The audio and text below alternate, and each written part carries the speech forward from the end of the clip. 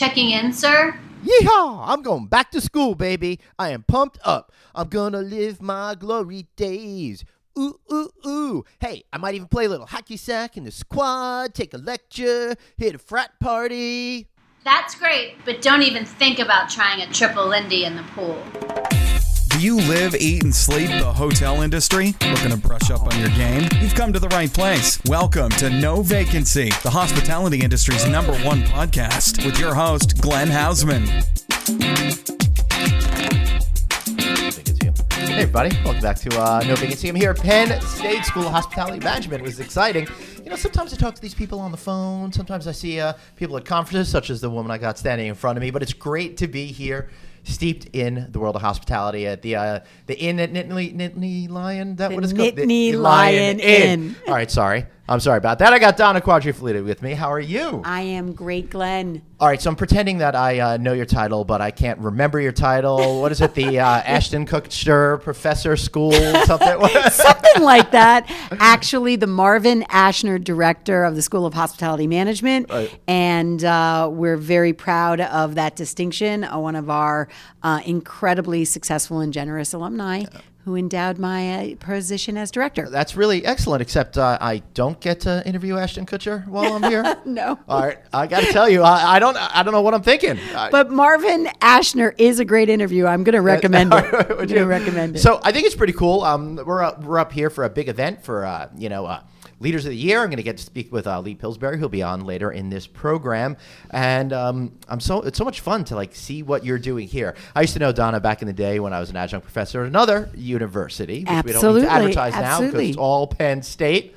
So it is Blue White Weekend, Glenn. This is one of the spring reunions. Right. It brings back hundreds of alum, and that's one of the reasons why we are doing the PSHRS Industry Awards for Lee Pillsbury and Ray Schultz. Right.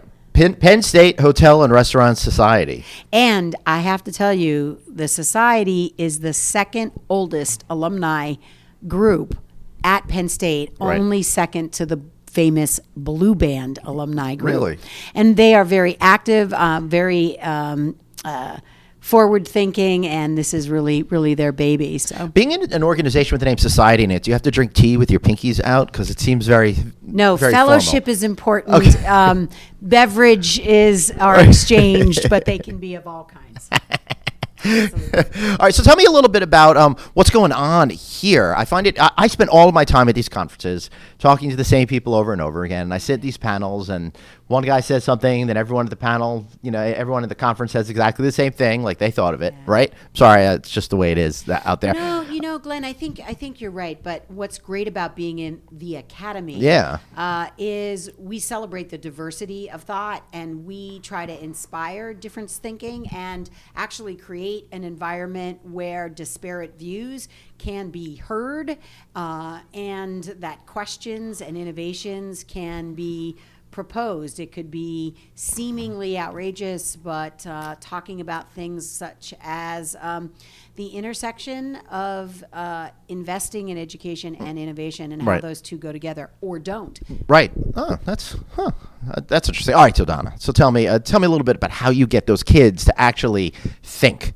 I'm finding that that's not always going on these days. Well, not just with kids. I mean, with all people. I think at Penn State we have a really unique tradition, and since 1937, which this is our 80th year, since 1937, we have been leaders in experiential learning. It's not new to us. We didn't just stumble over it, but we have been engaging, particularly on the food service, restaurant, and consumer or public engagement with your craft. And so here, hands-on learning, engaged scholarship is part of our everyday live and breathe. The Inn is one of our educational partners. Our students work here, they shadow here, they do research here. And we have 4 labs on campus. One of them is called Cafe Laura. It's a living lab. Our students do a capstone management course where they theme, design, decor, menu, cook, serve, and manage a retail restaurant. And it's no joke. They're graded, if you will, on the whole experience, customer service, the financials, their employee surveys, their peers. And so that's the clay. I mean, we don't just pay lip service to that. We try to make sure they're in it and getting their hands wet and so forth. What are the biggest issues that you're concerned about these days for educating students? Well, I think there's a misperception about our business. And I think people think the hotel and the restaurant business is 7 days a week, no days off. It's not innovative. You don't make money. Well, there's some sort of tough guy thing about that too. Always working. So, well, it is a meritocracy where if you do work hard, you can. But the business has changed so much. In fact, we have a course, a required technology and innovation course in our curriculum. We've always had that. So I think that there's a misperception, and whether they're high school guidance counselors or parents, oh, you don't want to go do that. Well, listen, here's what we know. We know that when students follow their passion and they have a place to be creative and collaborative, they succeed. Right. No one does that better than the hospitality industry. Right. I find that amazing, and it's one of the things that I try to tell people.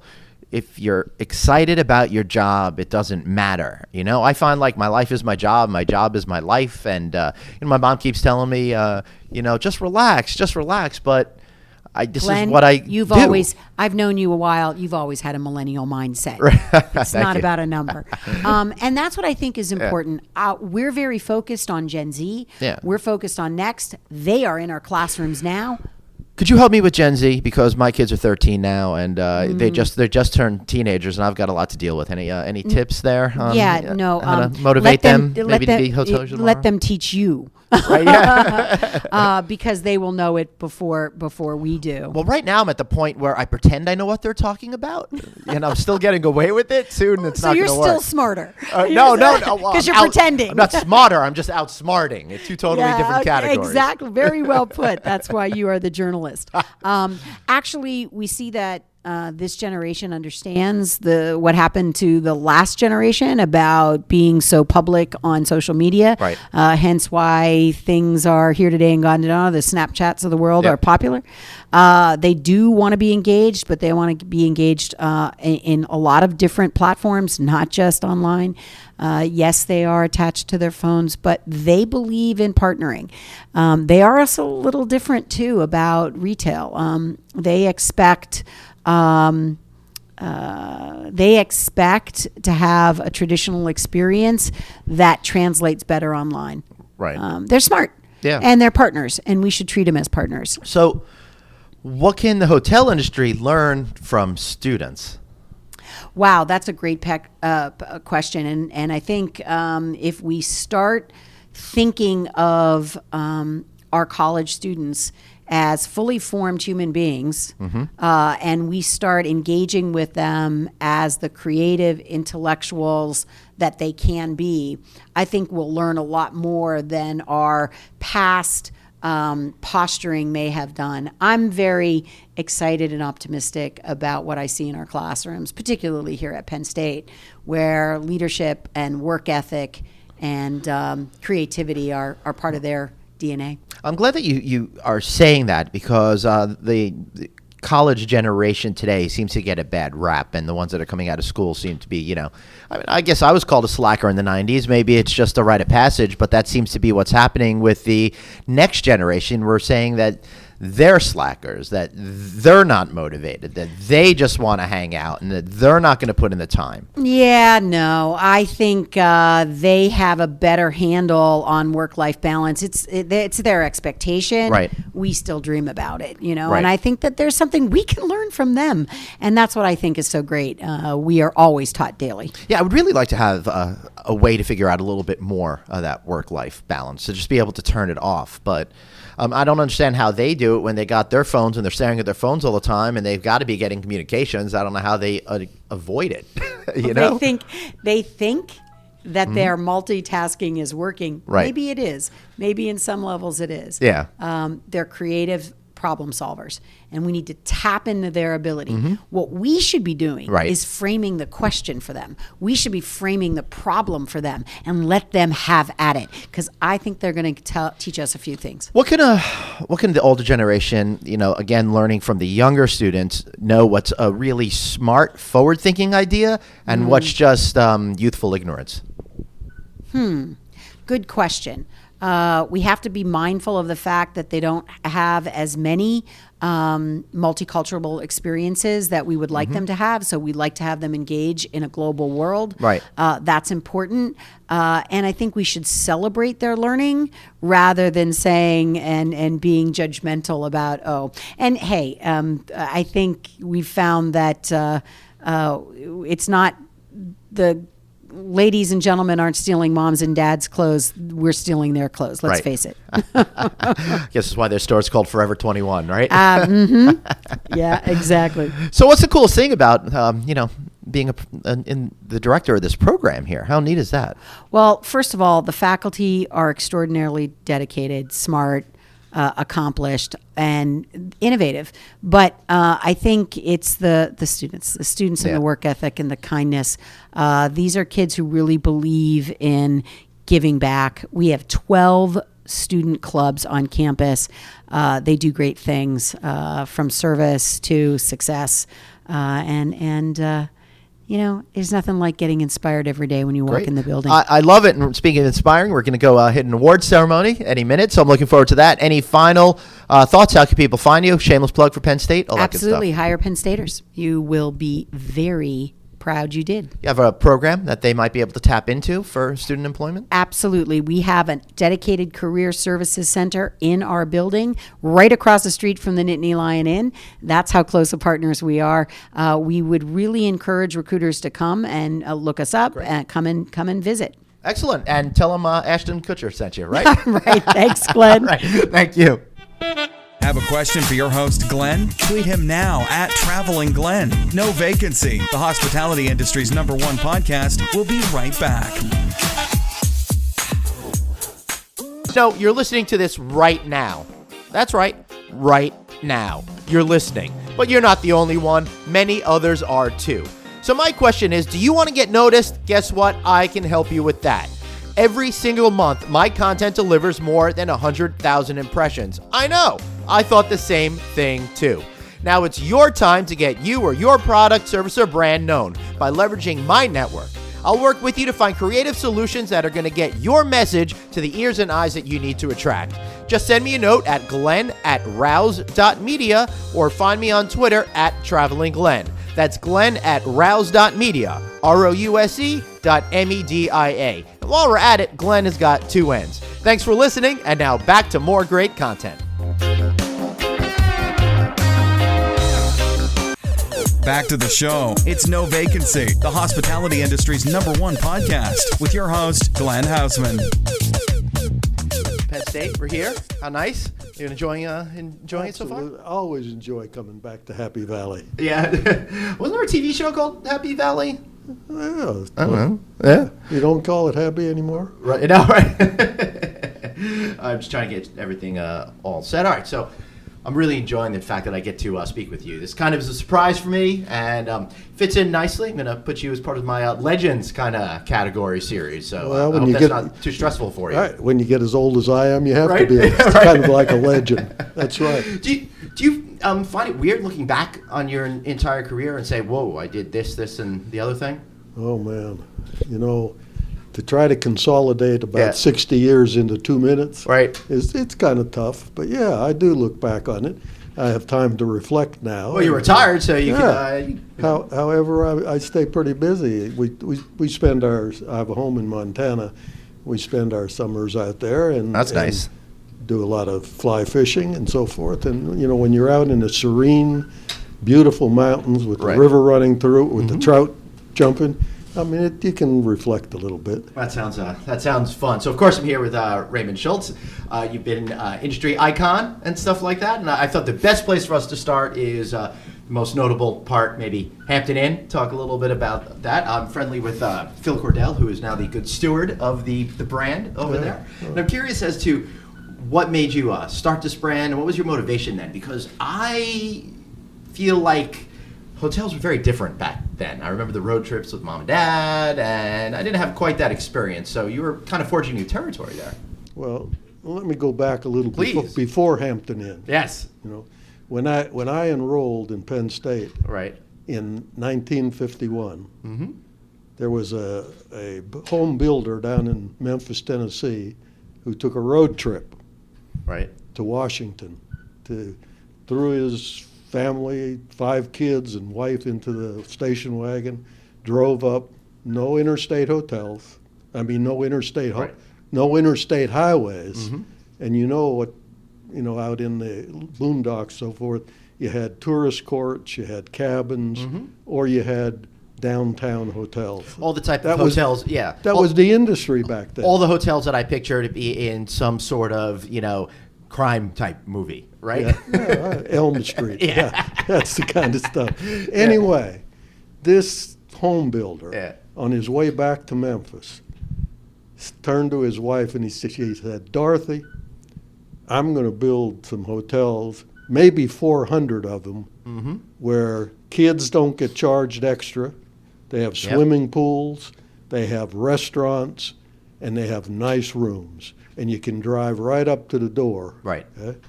Well, the next year, and Dorothy said, Kemmons, Mm-hmm. you don't know anything about the hotel business, and where are you going to get money to build 400 hotels? Right. Well, the next year, after sitting down with his, not architect, Kemmons was kind of frugal, he sat down with a guy with some idea about blueprints and so forth, a draftsman sort of guy, and they sketched out what he thought would be the hotel. And obviously, I'm telling you about the Holiday Inn. first Holiday Inn. In fact, the draftsman suggested to Kemmons, before they ever named Right. it, after he saw the Holiday, what was it called? White Christmas. Right. Remember the movie that comes out every year? Uh-huh. Bing Crosby. Of course. I would And- sing you some right now, but you'd probably run out the room.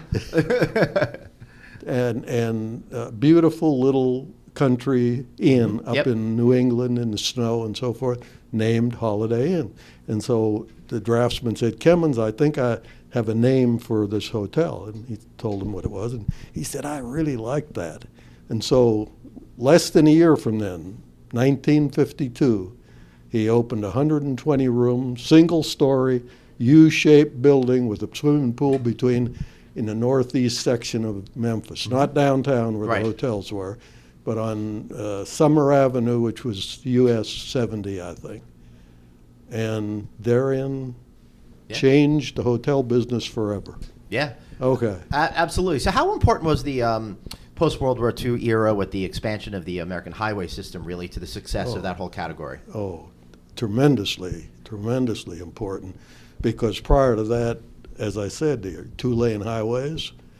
But with the expansion of that, he made his dream come true.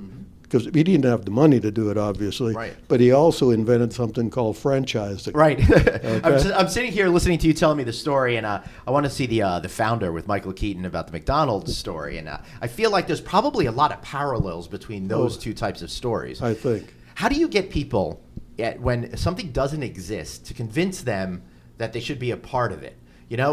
There's 0 Holiday Inns. You've got to get all of these guys to either build hotels or convert their properties into it. How did he do it? Well, and he didn't get them to convert. He was a member of a National Homeowners Association, and he spent his time selling Right. the idea to these homeowners. They weren't in the hotel business either, but he told them about this great idea, and he was able to, start, Yeah. move, and he was a very convincing guy. Okay, great developer. Great salesman, and he said, look, I'm putting all my money in this deal, and you ought to do the same thing. Mm-hmm. Well, I didn't have any idea that I'd ever be near the hotel business, Right. other than working the summertime in the Poconos Right. resorts. So, I didn't graduate from the hospitality program here, I graduated with a degree in labor management relations and a gold bar in the Air Force. And my kind of short-term objectives in graduating was to really fly airplanes. Right. I really wanted to go in the Air Force, and which I did. And went to flight school and won my wings. Met a young lady down in Mississippi who became very important in many respects, not just by being my wife after I convinced her to marry me and mother of my children, but she did all kinds of things. We would have never settled in Memphis. Right. I'd have never joined IBM in Memphis, which I did, spent 9 years.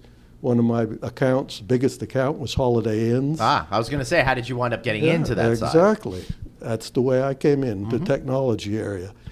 And having come in there, I had the opportunity to lead the system development program for what was the first computerized reservation system in the industry, Holodex. And it was very successful for Holiday Inns and leading edge for IBM.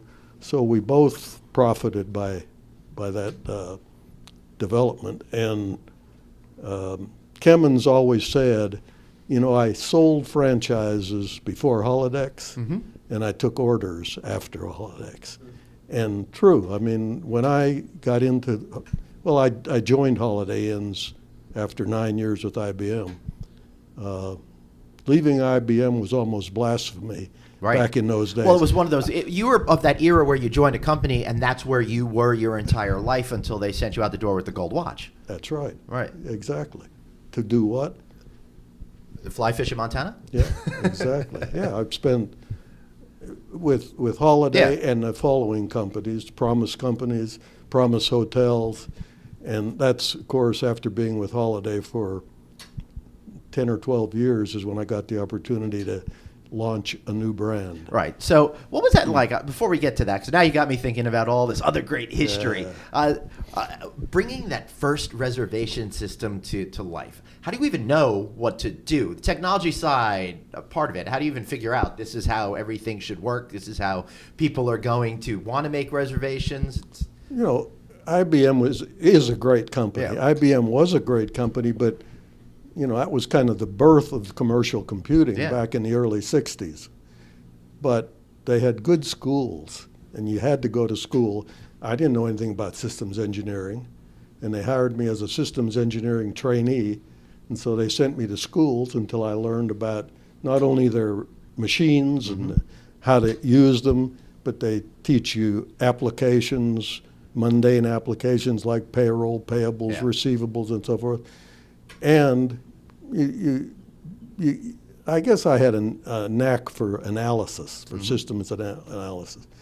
But you look at a company that's growing like Holiday Inns and growing all over the country, and the difficulty they were having trying to get people in one location to stay in a Holiday Inn in another location, having to call on the telephone or use a teletype machine and so forth. Yeah, I said, there's got to be a better way. There's got to be a way for, before that guest leaves the front desk, for them to find out if there's a room available in whatever the next stop is on the highway trip. Exactly. And so this was about the same time the airlines were developing reservation systems. And so there was some knowledge within the company about this, but we needed to have some kind of instrument, a terminal, in every Holiday Inn. Right. And getting the price to where Holiday Inn could afford to do something like that, plus some big central equipment to keep track of the room counts and so forth, was a feat. But, I mean, that's what systems people did. Yeah. So did everything get transmitted over phone lines, or was it something separate? No, when we installed this system, we had to have a private. It was not a voice grid, but we had to have our private network, and we hung terminals on that network. Okay, and we had about 14 or 15 Holiday Inns on one line. Right.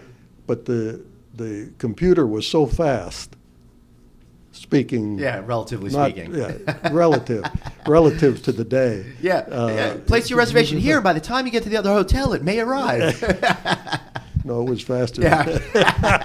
Faster than that. But anyway, that's the way that happened. And it was the beginning, really, of telecommunications. And so I profited, as I said. Yeah. So did Holiday. And I got promoted and went to Chicago and represented IBM to the food service and lodging industry and so forth. But after about a year up there, they recruited me to come back, and I came back as the Vice President of Information Systems. Got through 4 or 5 other jobs with the company, the Chief Marketing Officer and so forth, and, learned a lot about their business. And so when I had the opportunity, and I had a great partner in the development of this new so-called rooms-only concept. Rooms only. Rooms only. I like that better than select service or I really hate limited service. It's like sorry, we're only going to give you half of what you want. That's right. That's right. Well, it really came out first, and they called it a limited service, but the service wasn't limited. Right. The facility was limited. Yeah, I do like focused more. Focused service. Okay. Anyway, my partner in doing this. Now remember, I'm sitting in the Holiday Inn organization. And all the guys who are running the big brand, at this time Holiday Inn was 1,800 hotels or something, aren't too happy about maybe this guy over here who's going to give us some competition. Right. Okay? Yeah. Maybe he'll develop a budget like Motel 6 or Red Roof or something like that. And that's what they were thinking I was going to do. But we didn't. And it took a while to get through, but having Roy Weingartner, who was the outgoing chairman of the board of Holiday, as my teammate to do this development was fantastic because he could get through all the red tape. And so basically together we did the physical design of a product, no restaurant, limited in what it, but very nice room, space for free continental breakfast. The concept was developing, and the reason I brought my wife into this whole conversation was we were, about a month from making a big announcement down in Memphis and inviting all the Holiday Inn franchisees and other hotel developers to this big announcement that we were going to make. And my wife and I were driving somewhere, and she said, if I were getting ready to announce a hotel, I'd have a name for it. And I thought, my eyes rolled up. And That's I probably said, a good idea. Of course you'd have a name for it. Yeah. And she said, well, I said, we've been sending out these names and stuff on weekends to all the shopping centers around the country, telling them what this concept is, showing them sketches of it and asking them, here's 3 names, pick the one you like the best. And I said, none of them are coming back any good. Right. And she said, well, I'm going to suggest a couple of names to you. And I thought, oh boy. But one of those names she suggested, guess what it was? Gonna guess Hampton Inn? Hampton Inn. And that went out. I said, I've got to send that out in one of the weekends, And it came back strong as can be. And I was a little hesitant because the Hampton name can reflect some pretty high, I think Bermuda. Or England, or High Hampton in North Carolina.